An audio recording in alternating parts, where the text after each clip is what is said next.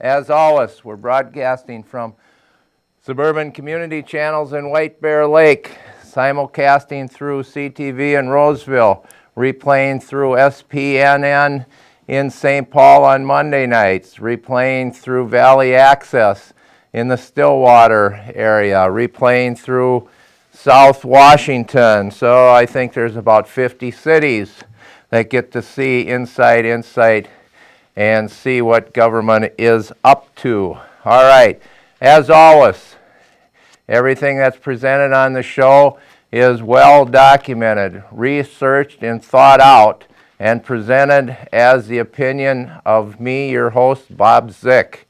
If you're watching the show live, feel free to call in with your questions and comment. If you're watching it any other time, it's a retelevised edition, so don't bother anybody around here. Thank you. Now let me see if I got the facts I just straight here. want to, take the lead here and then have other people talk, but I think it's important, obviously, that we If you don't do think the right. anything we say is accurate, is misleading, is disinformation, you can call on the show or you can come on the show. We want to play on Caller, that are too. you with us? Yeah, you guys don't get paid enough. You want answers? I think I'm entitled. You want answers? I want the truth! You can't handle the truth! I'll tell you, the circus doesn't end. I will dream up a migraine faster than a speeding bullet. Faster than a speeding bullet. More powerful than a locomotive. Able to leap tall buildings at a single bound. Look, up in the sky, it's a bird. It's a plane! Yes, it's Bob Zick. strange visitor from another planet who came to Earth with powers and abilities far beyond those of mortal men. And who, disguised as Clark Kent, mild-mannered reporter for a great metropolitan newspaper, fights a never-ending battle for truth, justice, and the American way.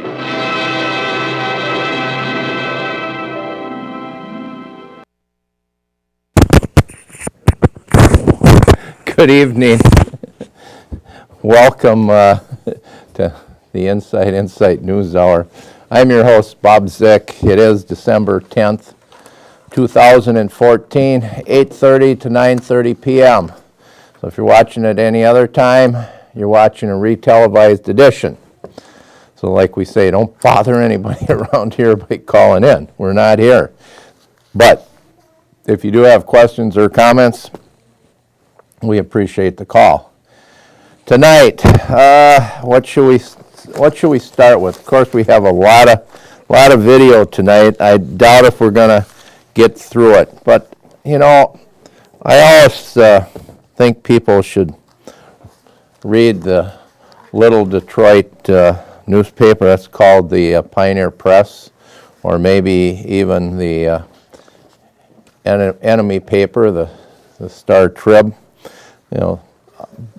The front page of today's paper was Jonathan Grubered. Have you heard the expression, you've been Grubered? That's the new acronym out there. And what is that? What are we talking about? Well, Gruber was instrumental in the Obamacare. And so he was the one that came out and made the statement, and I'm going to read right out of the paper here. The law had passed it and sold it to the public with half-truth and deceptions.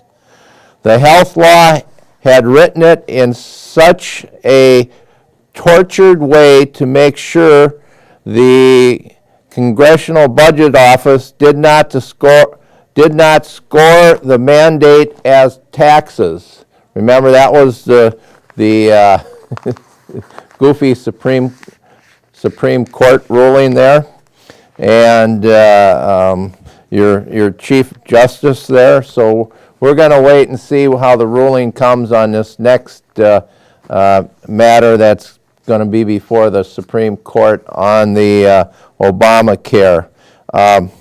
Lack of transparency is a huge political advantage. These politicians, whether it's the city of Maplewood or the city of North St. Paul or any of your cities, the consuls, the mayors, especially your state legislators, people like these scoundrels like Peter Fisher or Leon Lilly or Chuck Uygur, they all talk about transparency, but that's just a gimmick. There is no transparency. You have to fight like a dog to try to get public information, public data requests, freedom of information. And then they either black it all out or simply say you're not entitled to it, take us to court. And we're going to use your tax money to keep you from getting it anyway. So it says, here's what Gruber said. Lack of transparency is a huge political advantage. This is stupidity of the American voter. This is what they counted on. The stupidity of the American voter was really, really critical in getting this thing to pass. And we have a phone call already. Do you understand that? The American voter is stupid. And stupid by that means they hear what they want to hear, or they listen to the lies and they embrace the lies because it's what they want to hear. They're too stupid to actually get to the truth. We do this show to try to get the truth out. Whether you agree with us or not, that's not the point. The point is to make you think and enter into the discussion. So this Gruber now, Jonathan Gruber, he's backpedaling. He's backpedaling because, the system came down on him. And of course he said, well, talking about these permanent subsidies and everything that goes with this. I mean, it's a big joke, and the issue of these that's before the Supreme Court now is the law said that only if the state puts in place one of these exchanges will the citizens of those states receive a subsidy. And this was a blackmail way for Obama to try to pressure the states. But there were so many states that refused to buy into it because they realized down the road the state was on the hook, and the states were going to go broke trying to fund this stuff. Because who are the 80% of the people that have signed up for this? These are the people that are uninsurable. These are the people that will get a subsidy. These are people that will have it paid by the government, by you, the taxpayers. So Gruber was backpedaling. He said he was sorry for making that statement. He never came out and said, though, that the statement wasn't true, because it is a true statement. It is a true statement that when he said, stupidity of the American voter. I mean, you see it all the time. The American voters love to be lied to. They would rather embrace the lie than the hard truth. And when you don't have the truth and you vote, well, I think that's a pretty stupid thing to do. All right. Caller, are you with us? Question or comment? Bob Zick. Yes. And I do think that you're a little bit off on the stupidity of the American public. The American public, if they have any fault, it's that they actually believe that the big media, and I'm talking about the Pioneer Press or CBS News or Fox TV, they believe that they're actually the watchdogs for them and not the sales guys, the PR guys for the government, or the guys who are trying to push, whether it's the Unaffordable Care Act or they're trying to push the war. So I think it rests in that they actually have confidence that big media is going to do their job, which they have no interest in doing. Hey, on this transparency, openness, and government issue, let me give you my example up at the city of Maplewood. So you went up there just, last Friday because everybody knows that Melinda Coleman got in a car accident. Now, the day that she had her phony appointment as city manager. Nobody knows if she had a DWI that night, she was out drinking, and it was alcohol related. Nobody knows if she's going to be gone for good or for 2 months or for 6 months. Of course, she's going to continue to get paid, and she's going to get free health coverage, etc. Nobody knows anything about what's being concealed from them about her. But I went up there to find out who was being put in there as the assistant city manager to run the city, and Deb Schmidt, the lady in charge of the clerk department, she had no idea. She had absolutely no idea. I went to the city council meeting, and we found out that the police chief had been put in as a city manager over approximately at least a week. Now, of course, we have no idea if he had to have an application, if he had a background search, if he's had any training, if he's police brutality. It's just as bad as the secrecy with Melinda Coleman. She got the job. She didn't even have to submit herself to a background check. Didn't even have to put an application in. And, like you said, you got to fight tooth and nail just to find out there is nothing. And they call that open and transparent government. I hear that from Nora Salwick, who in my mind is wouldn't you agree, a big prevaricator, has a hard time delivering the truth.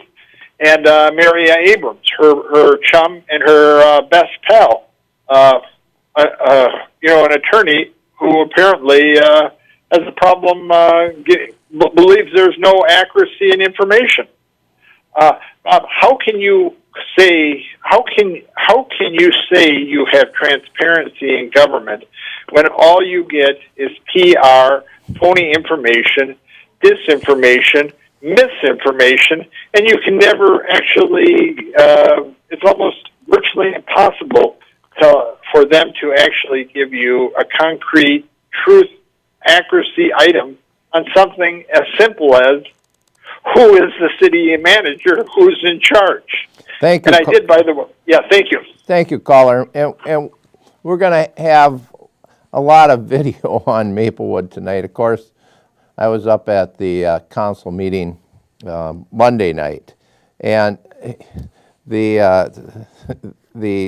issue of truth in government, the Affordable Care Act, that's a double lie.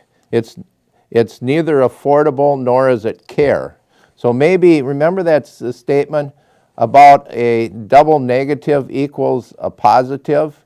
So maybe two lies equal a truth? No, it's still two lies. So with the caller talking about Maplewood, and we have more phone calls, the mayor now has stolen from the culprit that runs St. Paul schools, Valeria Silva, the superintendent there, that took a lot of lashing in the letters to the editor over her dismissal of responsibility of black students and how she was going to have to console them because the police weren't able to stop all the rioting and burning and stealing that went on by the so-called protesters down there in Ferguson, Missouri. So what did the mayor of Maplewood steal from the other dysfunctional unit of government, the St. Paul School District? Well, how St. Paul Schools says strong schools, strong community, SSSC. And of course, we actually said what that is, Soviet systemic style control. That's what St. Paul Schools is, SSSC. Well, so the mayor of Maplewood stole that, and she says, well, they use that PR in St. Paul, so why don't I say strong neighborhood, strong Maplewood. You know, they come up with these marketing ploys, and you're going to see exactly what Maplewood is tonight. And, you know, even if you don't live in Maplewood, this is Maplewood we hold out as an example of these city units of government, whether it's Cottage Grove, whether it's North St. Paul, whether it's any of these metropolitan cities, they all run their city out of the same playbook. And where do they get that playbook? The League of Minnesota Cities. The League of Minnesota Cities, it has a lot of culprits in there, that this is how you manipulate the taxpayers. This is how you get into their pockets and extract the kind of money that you want. So let's take the next phone call. Caller, are you with us? Question or comment? Yeah, I'm with you, Bob. Yes. Go. Now, you got to remember that this was his name Bauer? Is that what his name is, Bauer? Oh yes, in the one that Gruber. Oh, Gruber. I'm sorry, Gruber. Now, he was at the White House. They figure maybe 20 times. Probably you don't go to the White House to go to the toilet. Yes. While he was talking to the. While we're doing this, will you turn your TV off in the background? It's coming through, or turn it down. Well, anyway. Yeah. Anyway, he didn't go to the White House to go to the toilet. He talked to Obama, and of course, Obama's a liar, constantly lying. And you got to remember something. Obama's nothing but a shill. He's told what to do by the far left, and that's what he does. He's a great orator, but he does what the far left tells him to do. That's why he can't keep up with his lies. He lies constantly. Yes. Well, caller, what was funny is you can't believe all the emails I get. And one of the Native American tribes in Minnesota, Obama showed up at one of their festivities and was up with the chiefs, and he's talking about, you know, what a wonderful job he's done for the Native Americans. And so they bestowed upon him this Indian name called Walking Eagle. And so, of course, Obama was so proud of that when he drove away, somebody asked the chief, it must have been a reporter, what in Native American heritage, what does Walking Eagle stand for? And the chief said, well, that's a bird that's so full of, and we're going to use the word here, so full of shit it can't fly. And I looked at that and said, yeah, the stuff I get is just some of it's cute, but it's some of it's right on. All right, let's move on to, and caller, thank you for, I mean, you're absolutely right. And when Gruber, like the caller said, was at the White House 20 times, he's not there to set up a round of golf with the president. And so he knew what the Obamacare was all about. And so when he said the truth, and he hasn't taken it back, he said he apologizes for saying it, but he didn't come out and say it wasn't the truth.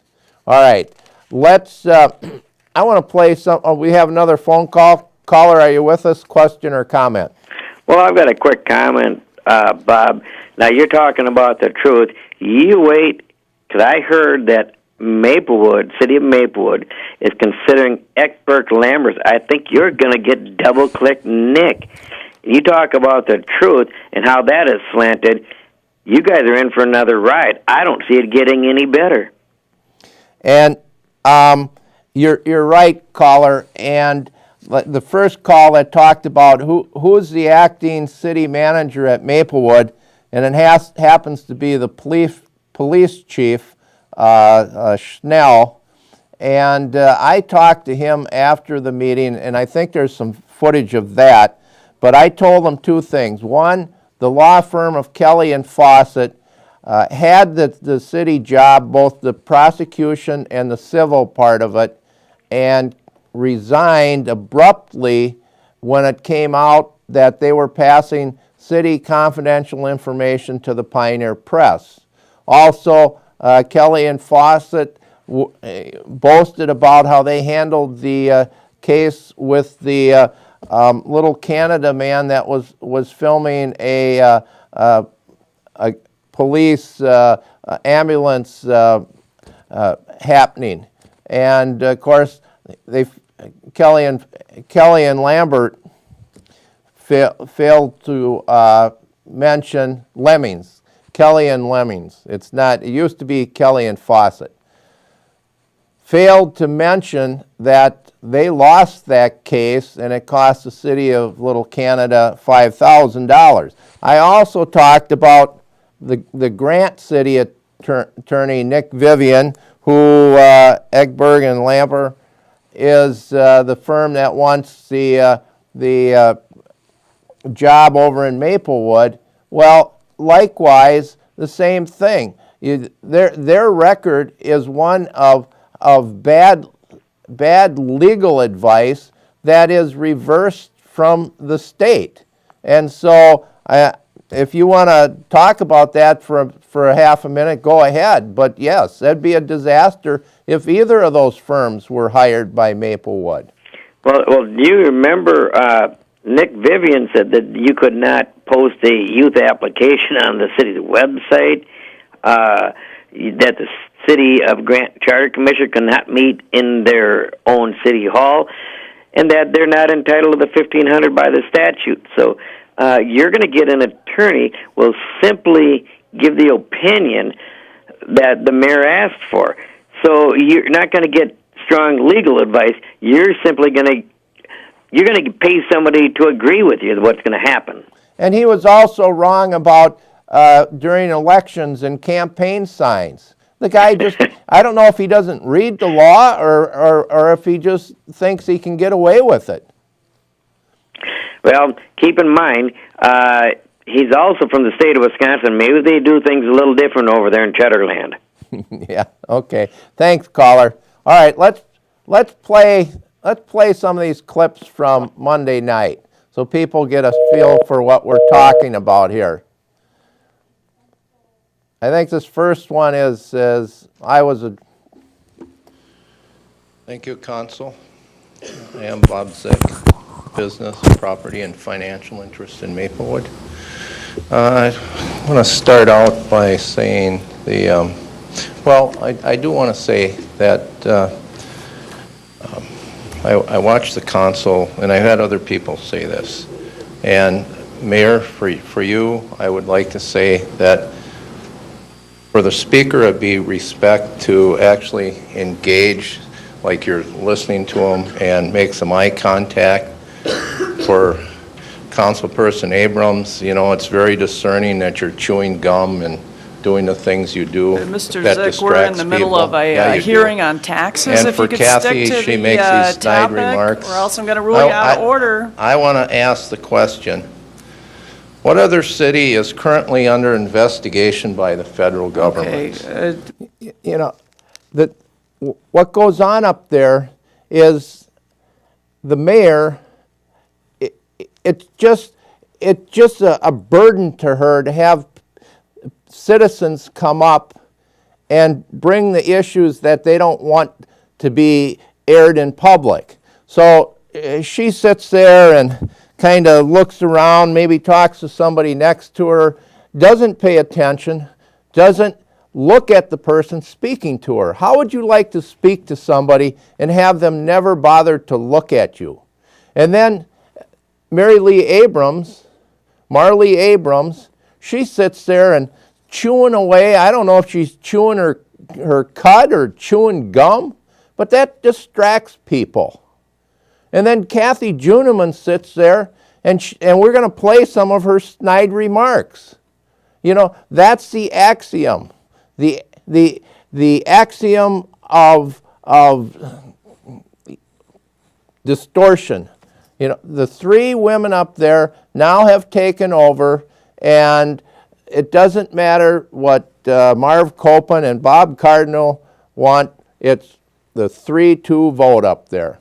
All right, let's continue. About taxes? No. And So yes, this ties can I into rule them out of order? taxes. What do I do here? We will put this with taxes because I want to talk about the Maplewood implemented Ponzi scheme. That is in reference to what Diana Longry was talking about. Now, when the city takes and plays this game where you, and this is on page 149 in the budget book, where you take and disguise debt as revenue, I make that comparison to check kiting, where you write a check to cover a check. Can you imagine if one of you went in for a personal loan, got your personal loan, and put it down as revenue and go to the next bank, and now you have an increased income and say, now I want another loan.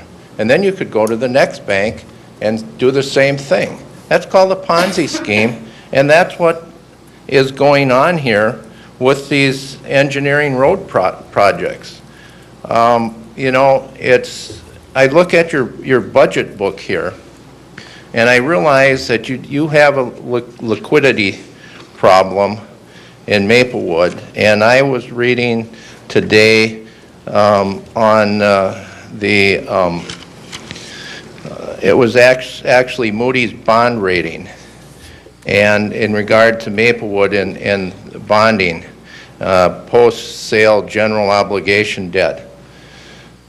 And they talked about limited liquidity, and that the Maplewood has above average debt burden. Now this is from the bonding company. And what could move this rating down further? And it talks about continued decline or erosion of demographic profile. What's demographic profile? So I thought about that. That's what's going on in Maplewood.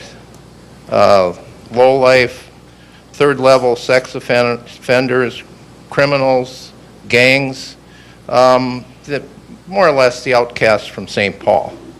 So this is what the bond company calls demographic profile, the erosion of demographic profile. Return to operating deficits in a city ambulance fund or community center operating fund. That's the $500,000 a year that you have to subsidize the community center, of course. Lack of improvement in overall liquidity. So we see that the way that's accomplished is this Ponzi scheme of turning debt into revenue and showing that your liquidity has improved. Shame on you. Now, the other thing I'd like to say is that, and the way the city is doing that on these road projects, so you, the homeowners that get these $6,000 street improvement assessments, what the city does, or it could be that project over there on Highway 36 and English. You know, there was a $750,000 oversight on that project, and the city just decided to just bury it. when we talk about the federal government investigating, and we have more phone calls, they're saying, investigating the city of Maplewood, the former city manager who has fled to Florida, that all these things were under his watch, and remember, he brought in Melinda Coleman. Melinda Coleman, that this council put in as their, what did Mary Lee Abrams refer to her as, their crony? And why did they make her the city manager? Well, think about this. If she was duplicitous in some of the things that went on underhanded up there, what a wonderful way to silence her. We'll make her the city manager, and therefore we don't have to worry about her spilling the beans.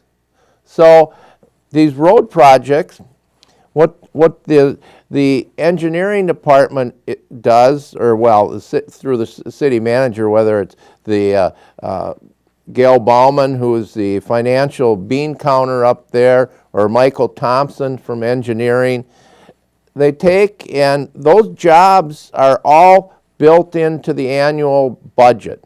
They're all budgeted, 40 hours a week at whatever the salary is. Well, then what the game they play up there is these projects they have, because if they didn't have them working on these road projects, these people would be sitting at their desks twiddling their thumbs. So they put them on these road projects, and then they take the hours times their salary, and then they multiply it by a factor of 3. Where they got this factor of 3, they just pulled it out of the air.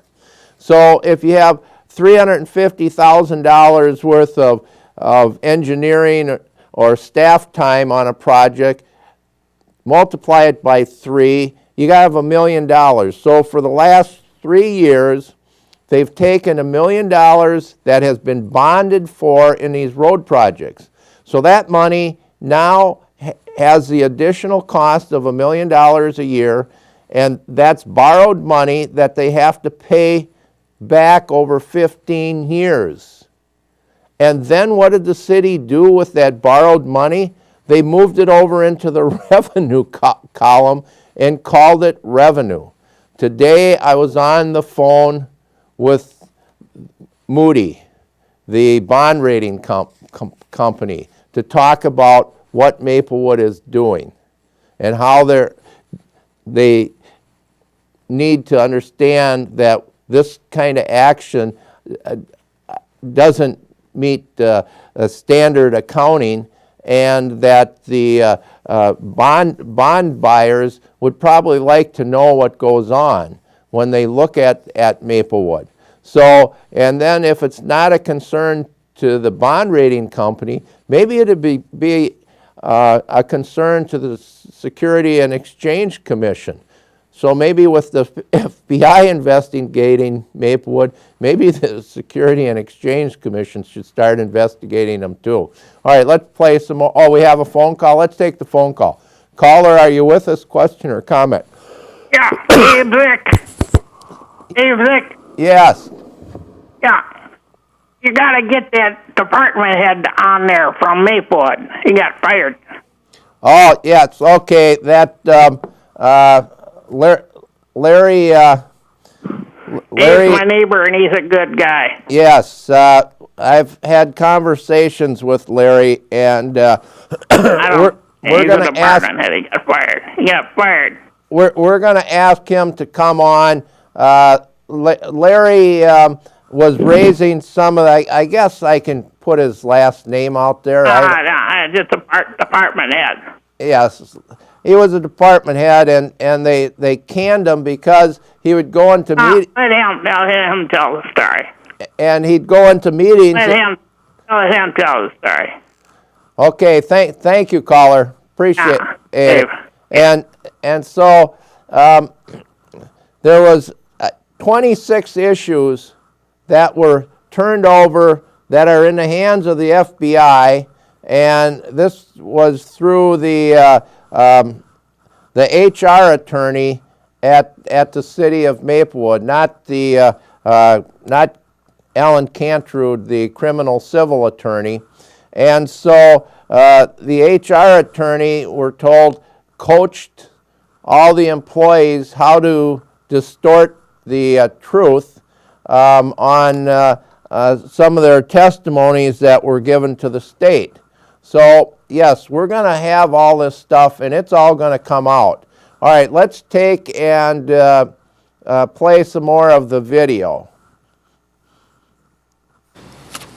You know, your little Maplewood magazine that comes out, of course, came out late. Nothing in there about this hearing, Truth and Taxation. How were people supposed to know this was here tonight?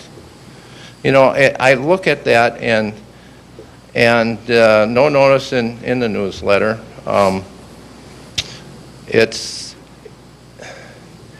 Then your book that's in the back here, all budgetary funds and expenditures by category, and here in the green it says debt service 33.8%.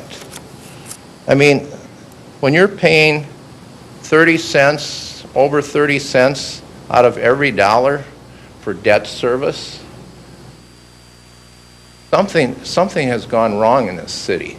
Could you imagine running your household with that kind of a debt load? You're at 5 minutes, so if you can start to wrap up. That then some of these other services up here, your bond proceeds went up 5%, went up from 10% to 15%.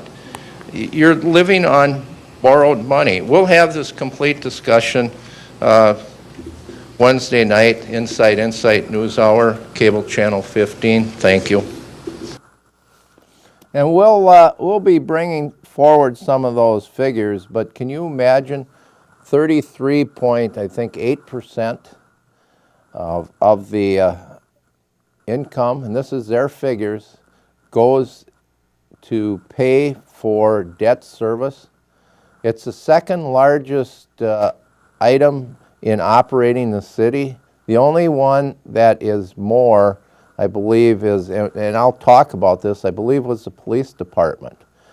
And so if 34 cents out of every dollar you make, you have to pay an interest, debt service. Can you imagine? The Moody report talked about their financial condition. How, you know how these government units always want to compare to other cities. Well, we don't pay ours as much as the average. Well, Maplewood is on top of the average. We had those figures. Maplewood has higher salaries than any like-sized city in the metropolitan area. And the other part of that is with this debt. It's just like Detroit. Why did Detroit go bankrupt? It's all these pensions and salaries they gave all the public employees there. And so finally the system imploded. And so the taxpayers are on the hook for this stuff. And you know, it's not just Detroit, it's the state of Michigan, it's the federal, I mean, taxpayers, you're on the hook for all this, whether it's, Stockton, California, all the cities out there that have gone bankrupt. I mean, come on.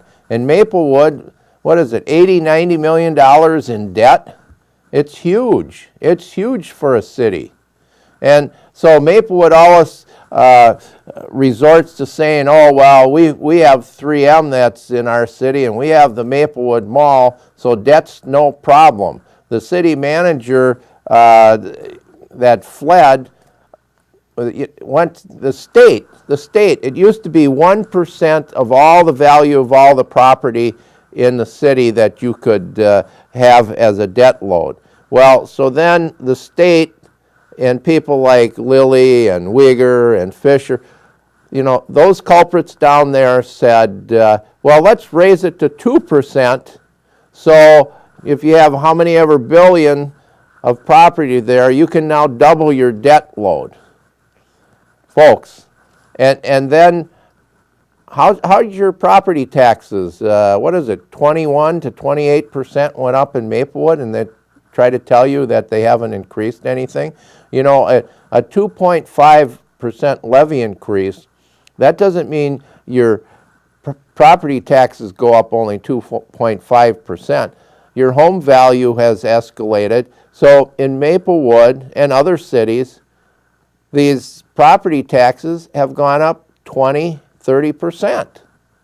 And for government, it's just a windfall. And they will always find a way to spend that. Just like down at the state. What are they talking down there? $1 billion surplus that they overtaxed?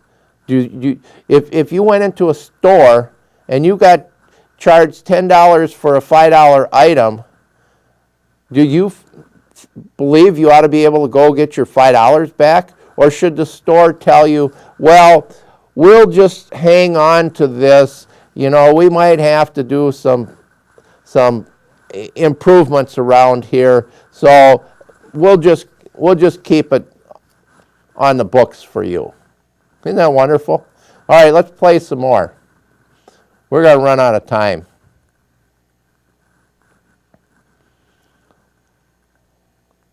Here we go. There's. Oh, one quick comment. Your debt service here, $12.60. That is higher than every item on here except one. Higher than the fire department, higher than Parks and Rec, citizen services. $12.60 for debt service. Citizen services get $3.26. The fire department, $5.75. This shame. What that was is that's the cost per month to the average homeowners. You know, they had this whole list, but debt service just by itself was $12.50 a month. And then you add all that up for the year, I think there must have been like 10, 15 items there, and they had it broken down. You know, it's like, well, it's just one can of pop a month or a day. It's only one cup of coffee. So, you know, you shouldn't complain about your property taxes. It's just wonderful. You know, we give you these wonderful services. Never mind that we charge you too much. That's the issue. You know, you can always get wonderful services, but if you're paying too much for them, you're being lied to. Okay, let's keep going here so we can get through some of this stuff. Tim Kinley, and my address is on the sheet there. Mayor, council members, thank you. What is said about if people don't read the newspaper, they're uninformed. If they do read it, they're misinformed. And I would probably say that goes for my show, also Speechless. But you're not misinformed. There's just not enough time to tell all the information. And in the issue with property taxes, we saw a downturn in the real estate, and so then the levies needed to be increased in order to make up the budget. And so now the real estate's going up in value. We shouldn't see that increase in the levy. We're taxed enough already. We shouldn't be needing more revenue, but what's really going to end up happening is you're going to have a pretty good surplus coming up, and that's just, it's a double whammy to people who have just lived in their house over and over. It ends up being a lot more significant tax increase over time. Another key issue about our taxation is what we're spending the money on, and that's why I say the Maplewood Community Center has to go. Get rid of it. It's supposed to be an enterprise fund, and yet on average we're losing $500,000 a year. An enterprise fund is supposed to break even, but not only that, and so then that makes a large part of our revenues, but it also a large part of our expenditures. As a matter of fact, more expenditure than revenue. And it's not. That was the issue. Maplewood Community Center is an enterprise fund. By law, an enterprise fund, the users are supposed to, it's supposed to be a break-even situation to be an enterprise fund. Maplewood is 20 years with that community center and hasn't broken even one time. And so $500,000 is funneled in. See, most cities that have these community centers were honest with the people and said, you know, these community centers are a net loss, but we're putting it out for a vote, and if you agree that it's worth subsidizing or paying to have this community center, that's fine. But why should a community center compete against the catering service, compete against these health clubs, compete against local theater groups? You know, this is the issue, but the citizens of Maplewood were lied to because they were told this is an enterprise fund and it's going to pay for itself. Well, again, voters like to be lied to. They love this stuff. All right, let's go to the next one here. We're going to run out of time. Goody, sickety, prickety, doo. Bob Zick. This 0.5% that for the economic development, that's in addition to the 2.5% levy? No. I'm asking a question. Gil can answer that question for you. Because the thing that No, it's not. What's the answer? Gil can answer that question for you. Chair, members of the commission, that 89,000 is included in the 2.5% increase. Right. It's not in addition to it. All right. The question then I have is because that money went for things like the relocation of the Larkin Dance Studio. And of course, I don't think that's government should be picking winners and losers. And Kathy, you can roll your eyes all you want. I'm allowed to shut my eyes if I feel like it, if I don't want to look at you. There's your snide comments. That's why I said be respectful, Kathy. Anytime you are. The issue that people need to understand, that woman is something else. She has no respect. You know, when I go up there, I'm respectful. The mayor doesn't look at you. Abram sits there and chews her gum or her cud. And Kathy Juniman makes snide remarks, rolls her eyes, or closes her eyes. This is the kind of respect they give to the citizens that want to bring information out, ask questions, and it doesn't matter with how respectful you are to them. Those people are totally disrespectful. All right, let's keep going here. As the levy goes up 2.5%, that's not a 2.5% tax increase. People are looking at 20, 30% tax increases. There's no correlation there. And that with all this added revenue, when people's property values go up, it's a windfall of revenue. Why does the city then have to put on another layer of taxes? When does enough become enough? And whether we call it economic development, again, the city's picking winners and losers. If you have a city that has a low tax rate and provide essential services, your businesses are going to come. But when you have high tax rates and Mr. Wyckoff talked about burdensome regulations, that's what keeps the businesses out of your city. So I question government's role in being involved to the level they are. Thank you. Thank you. What was interesting, I mentioned Mr. Wyckoff. Mr. Wyckoff got up.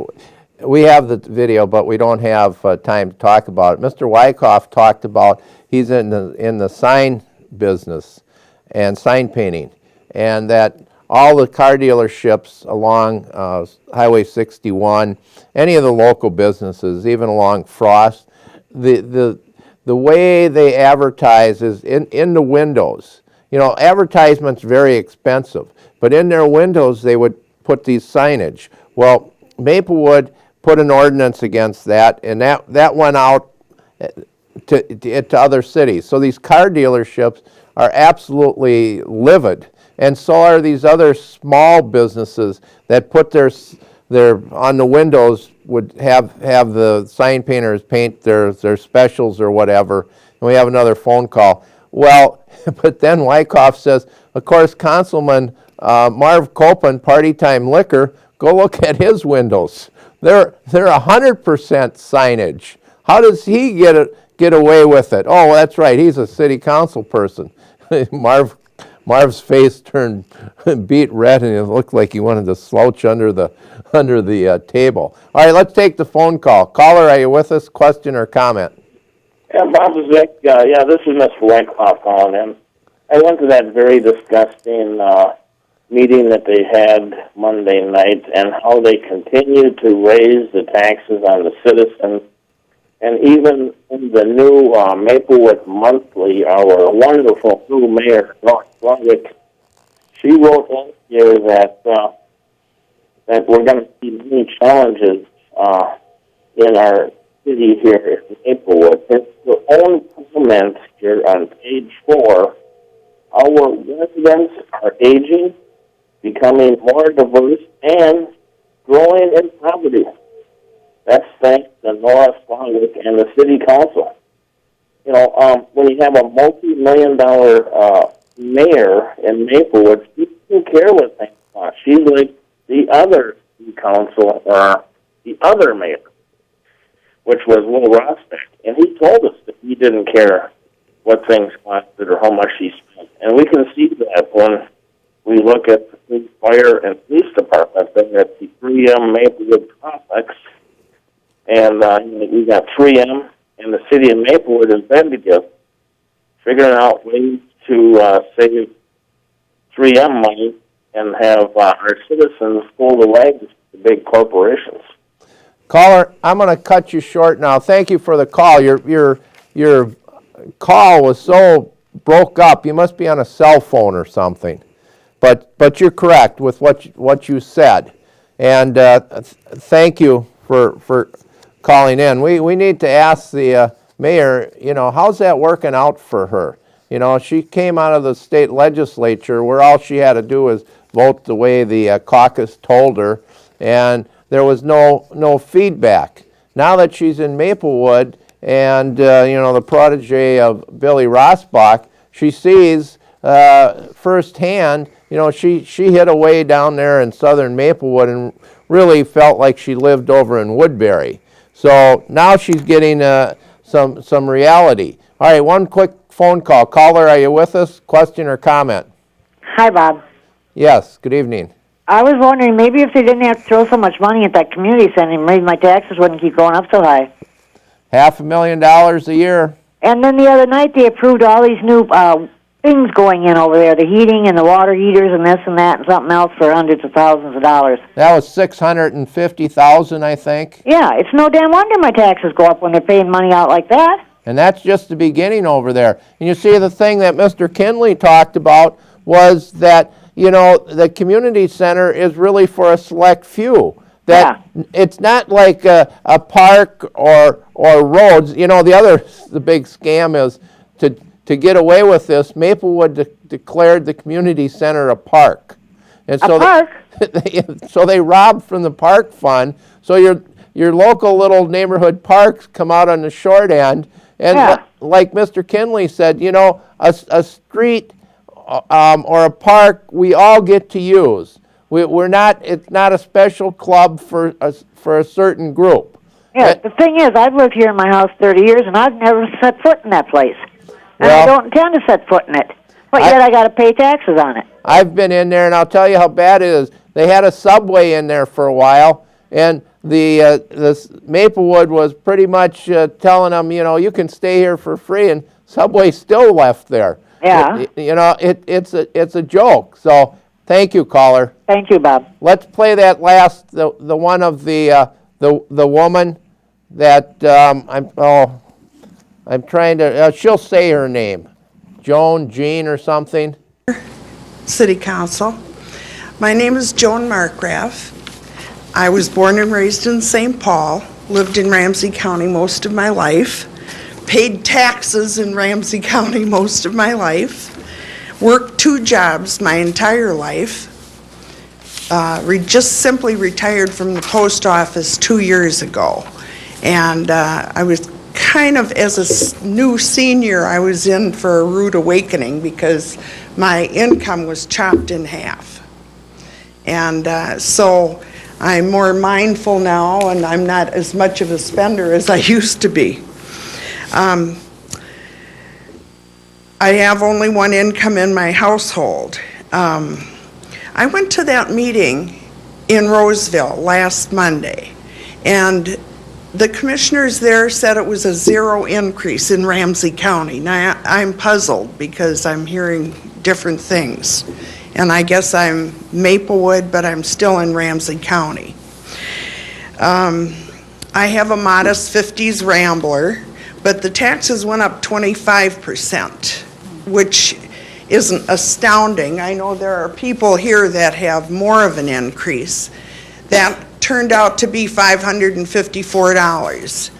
And frankly, that's, it's right there on the edge, because now you're cutting into my traveling money and eating out, little fringe benefits, so to speak, for seniors. I don't know a lot about the article in the Pioneer Press last Sunday, but I was told that Maplewood is right there up on top of all the suburbs, that we have this dubious honor of being number 1. So I don't know how other suburbs manage, but do we really want to be number 1? And then by the time you receive your tax statement showing the specific dollar amount, they're saying, oh, by the way, it's too late to appeal. Unless you sue the state of Minnesota, which costs $150 plus. I talked to different people. I talked to no, I can't remember his name. But if she had other good comments, but were right on. We picked her because it was typical of what other people have been experienced. And you know, when she talked about you're cutting into my eating out money and traveling money, well, for these people, you seniors, and it applies to the rest of you too, you seniors, just stay at home, you know, and you don't need to eat out. You can go buy cat food and eat that like some seniors have to do. And, you know, you don't need to spend that money on your medication.